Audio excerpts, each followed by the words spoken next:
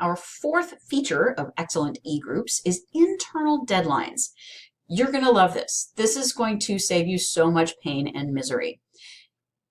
What often happens with group projects is the students are working on it all semester and you don't find out there was a problem until the very end. If you have internal deadlines, you and the students are aware of whether there's a problem and how to solve the problem earlier on. So a couple examples of internal deadlines that will help.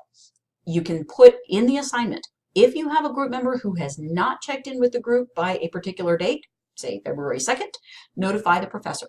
You can put in there, you are required to check in with the group forum to post a self-introduction, for example, in the group's forum by February 2nd.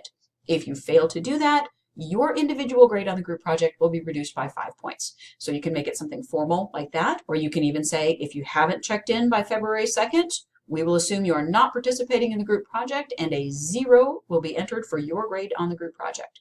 Or you can be more casual about it and just say, if you have a group member who hasn't checked in by February 2nd, notify the professor, and then you can ping the student and find out if they just forgot or whatever. So it's up to you how formal you want to make that, but set it up at the very beginning that there is a specific time, a deadline where they have to check in with the group so the whole group knows that they are an active group member. Another thing that's going to help is having the group have a preliminary deadline where each group member submits their components and the facilitator looks over them all and says, all right, all the components have been submitted, or we're missing so-and-so's PowerPoint or study guide or whatever. And then all the group is supposed to look over the components and help proofread them before the whole thing is submitted. That way, if you set the preliminary deadline, say a week early, if something has fallen through the cracks, somebody didn't get their thing done, there's time for the rest of the group to solve that problem before the official deadline.